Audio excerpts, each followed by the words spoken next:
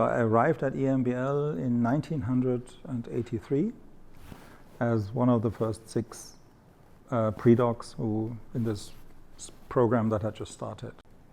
And what was your PhD project? So my PhD project was actually originally to look at fluorescence lifetimes of proteins, but then we changed this, and I concentrated entirely on confocal fluorescence microscopy. So we actually built the first confocal fluorescence microscope was actually built at EMBL, not by me, but I would say by the entire group. Yeah. What made you decide to become a scientist originally as a young man? That is a good question somehow, because I have to say, I think I was always interested in science. So it sounds very nerdy, but trust me, I really sat at home at my desk and solved mathematical problems. I'm not joking, That's really what I did. Yeah? And then I also had a grandfather who had a PhD in chemistry. He had really studied. He also worked for all sorts of companies, and in Germany he was a director at Degussa and whatever. And and he also, I think, made me interested. He generated an interest in science. Let's put it this way. Yeah?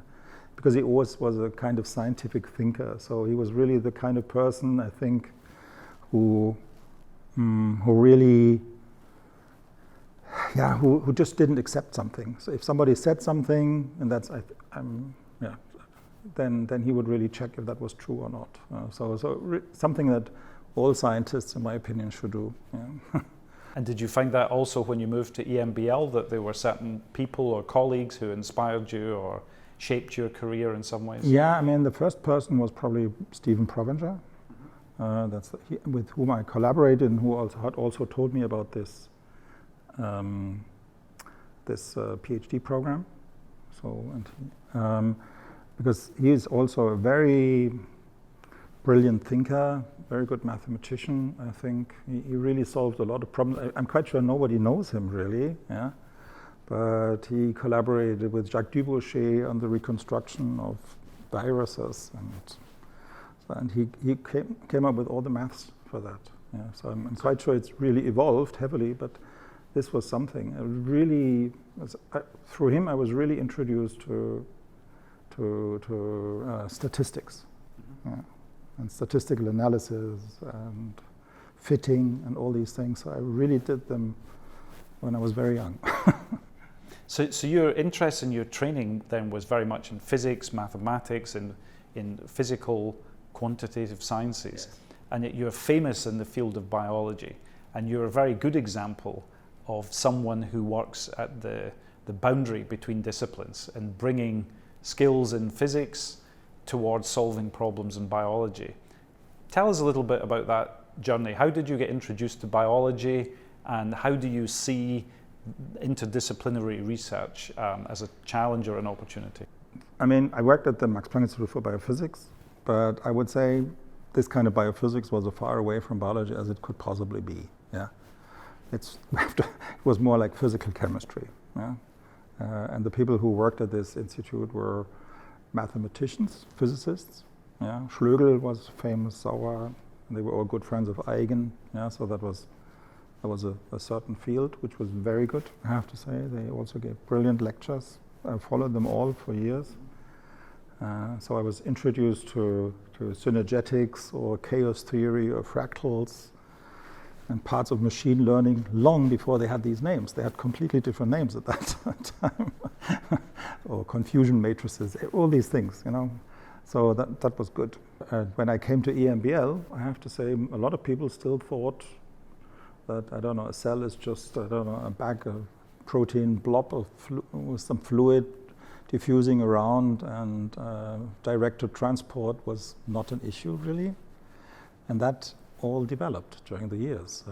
I think I was lucky in a certain sense that I really was there when somebody came along and introduced microtubules, yeah, or the importance of actin fibers, yeah, which may not now sound weird nowadays, yeah. People were aware of proteins and so, and we also obviously, many others, yeah. But diffusion played an important role because a lot of the people who did it, they were biochemists, so they homogenized everything. So there was obviously nothing left that could actually direct the transport. Yeah. So that dominated biology for a long period of time. Yeah. And we didn't even have a microscope at that time here at EMBL. We had no fluorescence microscope. That didn't come until Thomas came along, yeah, and actually purchased one. Yeah. You're famous at Ernst for your contributions to light microscopy. What first got you interested in light microscopy as a field for you to build your research interests in? I think there was a mixture of things. I mean, on one hand, it was interesting from, I would say, a statistical point of view, and then also was interesting from a technical point of view. It was not so clear which was the way to go. And then, of course, it was also intellectually very challenging, because people did not really understand how a confocal fluorescence microscope worked. And I would say it was also extremely lucky that I was here and that we coined all these terms, you know, like serial sectioning or XZ images or XY images or whatever. All these terms, they actually came from the group. Yeah? And since I was part of it, I also coined a lot of those terms. Yeah. Was your motivation to try to improve the resolution that was attainable, or what was your motivation? Actually, at the very beginning, it was really the sensation of that you could actually record data in 3D, which is absolutely not clear. I know it may sound surprising nowadays, but we really had to understand this first. Yeah, it was not so obvious. You really had to understand what does it mean to have true optical sectioning capability, you know? And there's also this concept that is very often there that nowadays you think resolution means you see much more. Yeah? But actually, if you look at it, resolution means you see much less. Yeah? But you know where this less actually stems from. And then you can reconstruct the data, like in these XY, if you have serial sections, you just see a fraction of it, and then you combine it, and then you see more than you would see with a regular transmission or regular fluorescence wide field microscope. Yeah? So that is, trust me, really, that was one of those things to understand. You see less, and that is the virtue. Yeah? But the value of what you see is bigger, and the signal as opposed to the noise. Yeah. Seeing more if it's noise isn't very helpful. Yeah, or for example, also, you know, what in the transmission, or let's say in a regular fluorescence microscope, you would regard as background. Yeah? Suddenly, it turns out that this is part of the object. Yeah? For example, when we looked at, for example, at microtubules. Yeah? So we cold shocked these microtubules, and then they fell apart, and so. And then you still saw the fluorescent microtubules like a kind of nebula, and it took us a while, or let's say it took me a while to convince the people that this was part of the signal. Yeah, that was not noise that was there, but that is just the diffusing bulk of fluorescent microtubules or proteins yeah, that would later on go in and assemble the microtubule. Yeah, and it disappeared in a certain sense. Or there are all sorts of little things you could see, but that was part of it. You had to understand it. Yeah? And there was no book. You couldn't read it up. There was nobody to ask. You really had to come up with these solutions yourself. And you couldn't just Google the... No, you couldn't Google it, no. So you were a pioneer of the development of confocal microscopes, a technology that has become a workhorse of modern cell biology. For the benefit of people watching who are not familiar with it, could you just briefly describe what a confocal microscope is and why it was such an important advance? Well, in a regular fluorescence microscope, the light passes through the entire specimen. Yeah? And so the response that you get comes from the entire specimen. In a confocal fluorescence microscope, the light also passes through the entire specimen, which is bad because it bleaches everywhere. And then you have a pinhole in front of a detector, or usually at that time a photomultiplier, yeah? And you only look at single point. You look at the same point that you illuminate, at the focus of that point, or focus of that beam. And in this way, the pinhole discriminates against light that comes from either the planes in front or behind the focal plane. So you get rid of this kind of information, but you should really regard it as discrimination. You don't get rid of it entirely, but you reduce the contribution. And the level of contribution essentially defines the depth of field that you can look at. So and if you do this correctly, then you actually get you have the capability to actually record data in 3 dimensions. That is basically the idea. And when you developed the first confocal microscope here at EMBL, what were the biological discoveries that were enabled by this new technology? Yeah, so essentially we could, I would say there were several aspects to it, but one of them was certainly that one could look at, let me put it a little bit differently. So at the very beginning, people looked at MDCK cells on cover slips, and we could already see the bundles of the microtubules, so we could discriminate them. Before they were just a kind of nebula around the nuclei or so. And so that was one aspect, and you saw the kind of orientation. And it was more or less, I would say, laterally a little bit shifted. But what you could really do is with these MDCK cells, because they're epithelial cells, you could cultivate them on filter paper. And then instead of just growing maybe 5 micrometers high, they now grew 20 micrometers high. And that changed, for example, the structure of the microtubules. And so you could suddenly, you suddenly had a different view of those cells. So they were polarized. You could look at the apical side, you could look at the basal side. So you could do completely different studies, and a lot of people actually worked on that.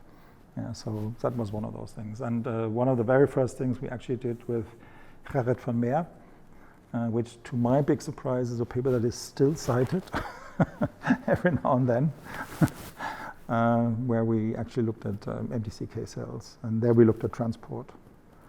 And that was tough, I have to say. I did all the data, did all the recordings for that paper, but obviously Kai Simons and Gerrit van Meer, they wrote the paper. And was that very exciting for you as a physicist to see biologists enthusiastic to use your new microscope and to perhaps come to you with challenges wanting further improvements? Yeah, I'm quite sure. I have to say I wouldn't be able, I can't remember all the little details, but I do remember certain things. That we only had a few minutes to really look at the specimen because we couldn't really keep them at room temperature. We kept them at room temperature, but we should have kept them at 30 degrees, but we just never thought about it, and the instrument would have never been able to withstand heating and cooling cycles. It was totally unstable. I remember the microscope that you built when I was working here and having an that was opportunity, much later, or one of the derivatives, and having a chance to use it. And of course, it wasn't just the microscope, but also all the control software and the ability to deal with then the much larger volume of digital data that would come out of it. How did you cope with, was that something that you worked on directly yourself, or did that involve expanding the team to bring in data scientists or software engineers? They did not exist at that time, so no. We actually usually employed physicists for that because they were the only ones who really could program. And it was very late actually that we started to employ people who'd studied, let's say, informatics. But they were not so good in maths, I have to say. So it was a bit weird in a certain sense. They were interested in other areas. And they also had a more engineering approach, so which was good, because they were not so much interested in the specimen, they were interested in other things. So this comes back to the challenge of operating an interdisciplinary team. How have you coped with that challenge in your own career? Because you maybe need people with different specialities. I would say that is one of the big advantages of working at EMBL, because as you know, you could only hire the people for so and so many years, and they had to leave. but that allowed me to employ different people. So I was not stuck with a certain person and the person's expertise, so I could regularly replace them by other people. I'm saying this now in hindsight. At that time, I probably thought differently about it, but in hindsight, that was good, because we really went through up to a certain stage where the project, then the expertise went away, and then we just started a new project. So you had the flexibility to evolve your group according to the changing needs of the project. Yeah, that is exactly, right. And you're famous for having then built a pioneering microscope from a piece of metal. Yeah. Can you tell us something about that whole journey of going from design through to testing, beta testing, and delivering a functional tool that the biology community can use? Yeah, well, at the very beginning, actually, what we really built was, let's say, the camera part of a confocal microscope. Yeah, so, or the illumination detection part, or something like this, and that was an attachment to a regular microscope. Yeah, so there was a port there, a camera port, and we used that. And at that time, we already collaborated with Zeiss, and they would tell us exactly which planes were where and what we should use, and so on. So that was helpful in that respect. And but at that time, I have to say, it was already clear that the ergonomic part of the microscope was actually a burden, because the oculars, or the way that the stages were handled, they were really handled for humans. So whenever you went to a microscope at that time, and most people still do that, the first thing you fiddle with the Z stage, and that is of course stupid. So if you think about exposure to light, so it was very clear that we would have to go in a direction where you interact with an instrument entirely automatically. And that also allowed us to think about stability in a completely different way.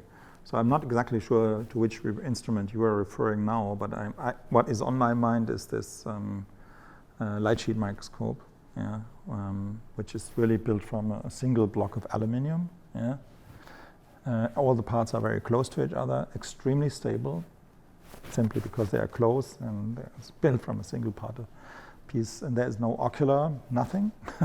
Everything's done with cameras, and that of course gives you complete new flexibility of the whole system. You have perfect control over the amount of power that you put into the system. Can you explain briefly to our viewers what a light sheet microscope is and why it's important? So as I said, with a confocal fluorescence microscope, so it's actually kind of an epifluorescence microscope. So you have, let's say, usually a single lens, and then you illuminate and detect with the same lens.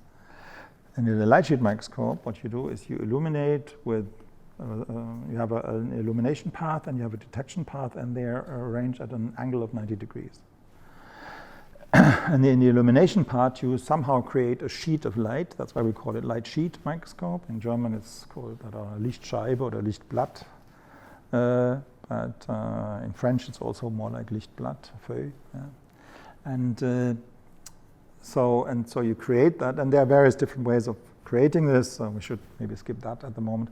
And then what you do is in your detection part, you have a detection microscope, which is essentially like a conventional fluorescence microscope. And the focal plane of this detection part overlaps with the plane of the light sheet. And the light sheet then defines the depth of field that you look at.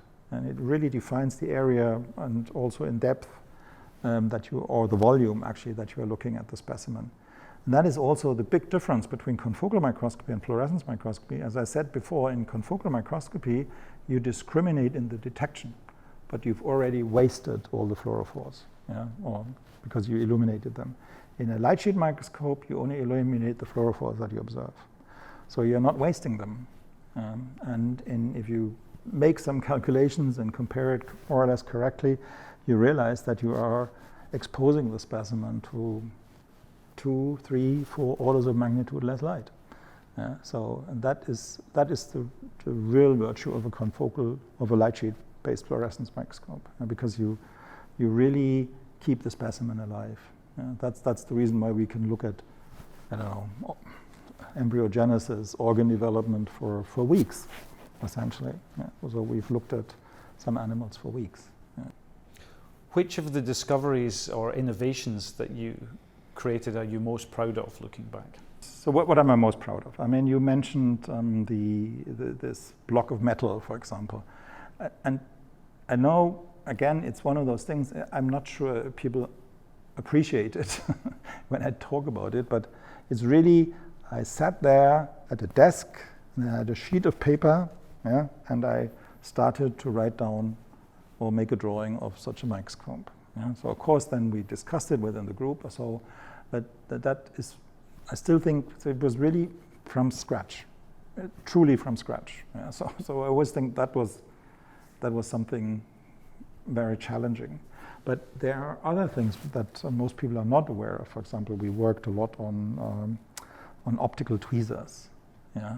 So we did that for probably 10 years or so. Yeah. Or laser cutters. Yeah. And with all these things, there was always a good decision, yeah, or a brilliant understanding. For example, we worked a lot on how do optical tweezers actually work. And I'm quite sure we solved this issue, and it was completely misunderstood by most people. So what are optical tweezers and how do they actually work? So with optical tweezers, we capture particles and we can move them around with a laser light. But the really, you asked me what I'm particularly proud of, and this is one of those things, to understand how actually optical tweezers work and where the movement where the energy comes from for the movement, because that was also a kind of intellectual thing. Or another thing that I'm still very proud of, because that really came to my mind when I was a student, was actually to think about where does resolution come from, or how resolution can be differently derived, and just from a noise analysis. Yeah, so that is something I did actually when I was still a student at university. So that just came to my mind at some day, and I was probably 21 years old or 20 years old, I can't recall that. That is also something which I still think is very good. Yeah, so later on I picked it up together with Stefan Grill, but it was really based on an idea that I had when I was a student. Yeah. So, and there are a lot of little things like this where I think that makes a huge difference. Or also the decision on what kind of laser to use for laser cutters, yeah, which is still is exactly what most people use nowadays. There are still some people who don't want to write, but in principle, that was also, that really came from thinking about it, you know, trying to understand, discuss it with certain people who were experts in certain areas, and really try to come up with solutions to that. And yeah, and all these papers are still cited up to this day, and people still use the technologies and work with them. Yeah. How do you see the future looking forward? Has that been mined out? Is it are there other big improvements still to come, or how do you see the future of fluorescence or light microscopy developing? What are the big exciting challenges? So the future of microscopy. Well, first of all, I think I've worked now on this microscopy business for 30 years or so. No, 40. 40 years, yeah. So since 1983, and now we have 2022, 23. I'm quite sure it will continue also for the next 40 years. It will not be me, but it will be somebody else. And I was never the only person who worked on this. So I have no doubt people will always come up with new ideas. And I'm quite sure there will also be new ideas for super resolution and whatever, and then there will also be, yeah, there are certain things that really I find fascinating. Is expansion microscopy. I still think that is brilliant. It has some limits, but it has a lot of limits, let's put it this way, but it has a lot of opportunities. Yeah. Can you tell us what expansion microscopy involves? Yeah, well, with expansion microscopy, you essentially, in a simple way, you can label your specimens, very much the same way that you label them nowadays. Then you try to clear it, so you get rid of heterogeneities, so it becomes more homogeneous in terms of refractive index. And then when they are put into a hydrogel, you can actually expand the object. Yeah? So And in some cases, or in many cases, you can expand them without breaking down all the proteins. Yeah. So I'm very cautious on this, yeah? But I think that's the best way to understand it. And you can increase the distances, so the spatial dimensions change. And at least from the literature that I'm aware of and from the stuff that we did ourselves, it seems to work isotropically, yeah? Or at least to a certain extent, I would say. And then suddenly you can use a regular fluorescence microscope to look at objects that are actually, I don't know, 10 times smaller. So, and you can also shrink it back and relabel it and blow it up again to a certain extent. Yeah? And I'm quite sure these kind of technologies, they will continue and they will be improve, and I'm quite sure they will continue to make their way into the sciences, and because that is a real alternative to conventional microscopy. The other thing that I think will make a difference is I'm quite sure that the super resolution stuff, whether it's expansion or let's say still more dynamic super resolution stuff, will come closer to structural biology. So there are a lot of people who really try to combine it, and a lot of the labs, they really try to make sure that they maybe specialize on electron microscopy, but they want to have a closer contact to people who work on super resolution because they think that this could contribute to certain structures and certain dynamic aspects that you actually derive from the structure, but if you can verify it with appropriate experiments, that of course makes a lot of sense. So I think that is a good gap, yeah, because that is a really scientific endeavor, and it makes a lot of sense from a scientific point of view. Yeah. So at least that will work for a few years, that I'm quite sure, but then I'm quite sure modeling will take over. That would be my guess. I mean, we're seeing the world change in this exciting way as new opportunities are made possible by these new technologies, which we simply didn't have access to when we were both younger group leaders here working at EMBL. So if you were starting your career today, what do you think you would be most excited to work on with the technology that exists today as compared to 40 years ago when you started out? I would certainly go into, let's say, relevant biology. So that's a term I've been trying to push now for decades. How would you define relevant biology? Yeah, it should be something that has something to do with the metabolism of, let's say, humans.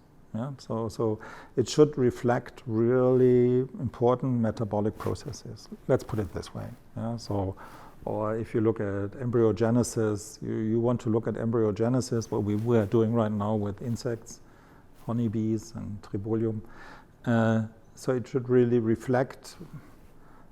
It should really make sure that the animal, let's say, survive. Yeah, so to be absolutely sure that we're really looking at an effect that is really happening. Yeah, so that I think makes a lot of sense. Yeah, and I think that also should be reflected in the biology. I mean, my example, what I'm trying to push all the time, is that cells don't grow on cover slips in my body. Yeah, cells grow on top of other cells. Yeah, and then there's a huge variety. So even if you look at a simple structure, you will realize that the cells, there are different layers, and they have different sizes, and they have probably different properties, and they express different proteins and different spectra of I mean, you know that much better than I do. and I really think that should somehow be reflected in science, and we should be much more careful what we accept really as science. Do we really need another 200 papers on, I don't know, ribosomal structure? Okay, I know this is a critical question, yeah, but is that really so important? Shouldn't we look about other things? Things that really work, where really things come together and work together? Should we look at heterogeneous objects rather than just monolayers of cells?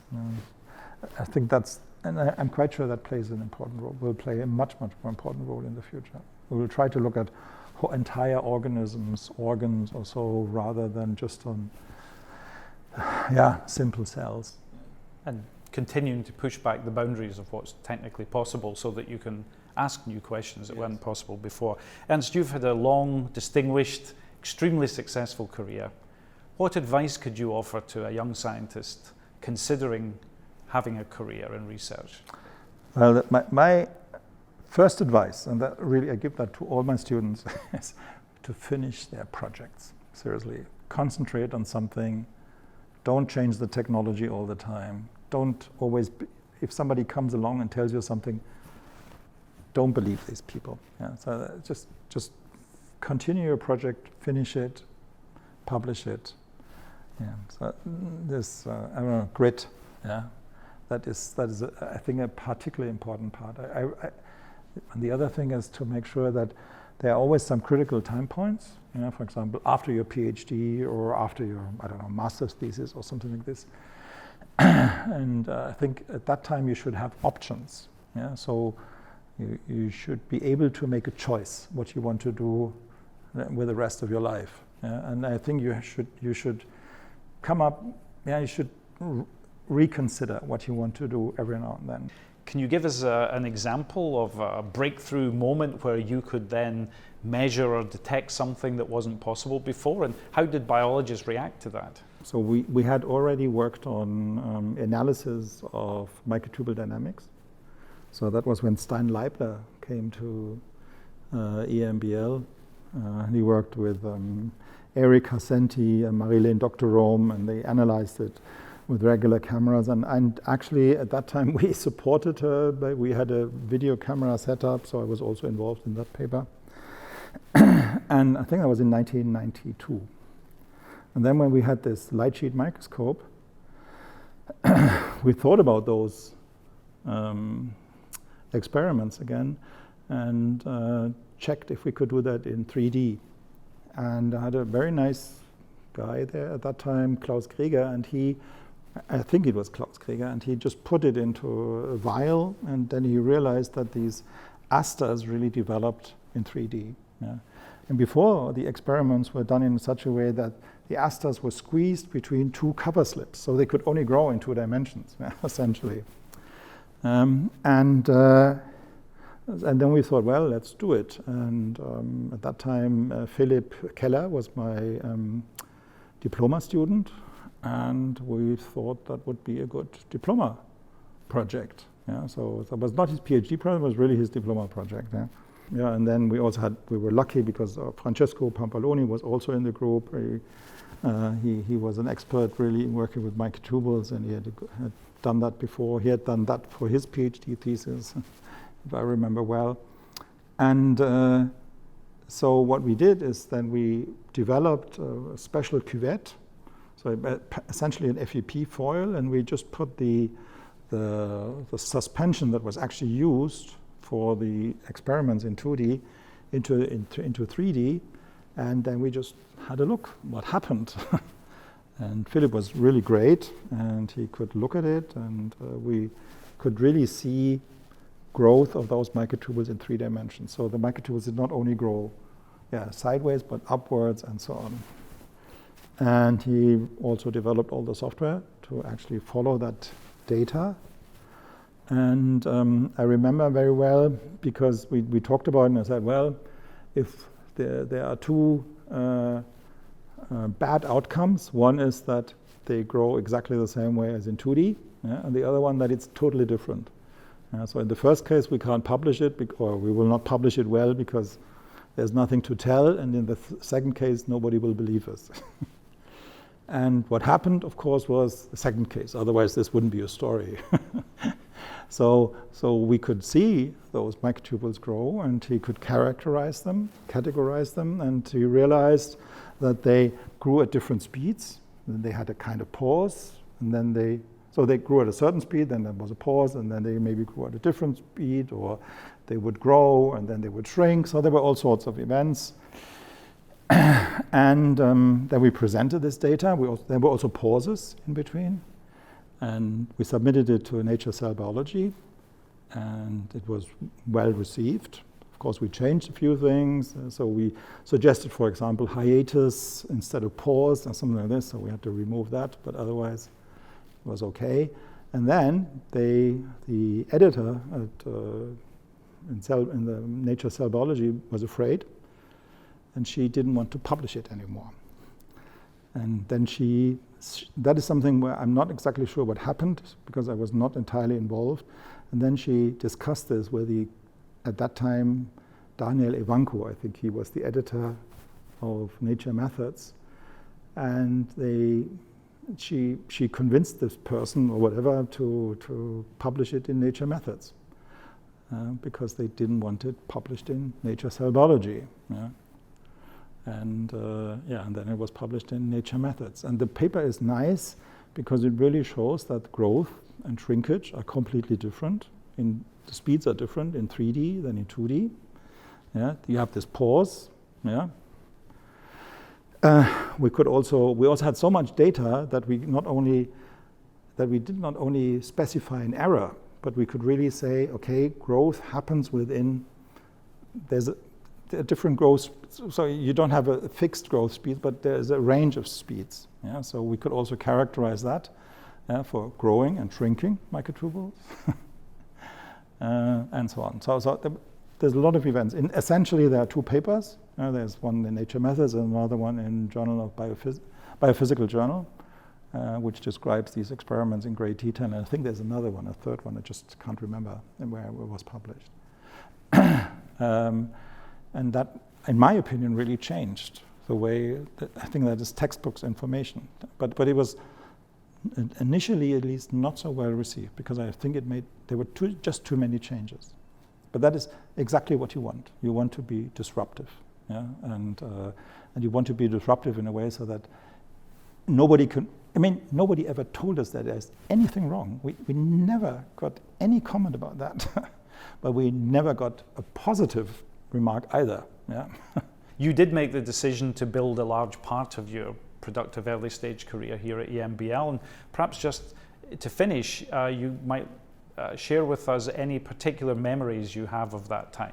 Are there any particular people or events or strong impressions you have when you think back to that time? What does EMBL mean to you? Well, first of all, it gave me a lot of freedom, I have to say. I really think freedom is to be able to do whatever you want or whatever you regard as important. Let's put it this way. Yeah. That I was really lucky to do that. Yeah. So I mean, that means I could decide what projects I wanted to follow. But you see, EMBL at that time was also completely open. So when I was here at EMBL, I went to all sorts of meetings and conferences which were not entirely related to what I did at that time. So peripherally, so it was not completely absurd. Yeah. So I did not go on a pottery course in Crete or something like this. Yeah. But and that was accepted. It was completely accepted. People thought it was absolutely correct to, I don't know, spend 2 weeks in Oxford and concentrate on some mathematical problems. That's exactly what I did. Yeah. Several times, things like this, and that, of course, again opens up opportunities. Yeah, but of course, you have to. Yeah, I still think that was a big part of the freedom. And the other thing was that politics did not play such a big role. Yeah, so of course there were always some internal issues here and there, and who would follow what and whatever. But in principle, you could really concentrate on the scientific aspects, and you always had people you could talk to, and collaborations were very, very quick because people only had so and so many years, so they would immediately start collaborations, which I think is one of the strong, or at least in my time, that was one of the strongest parts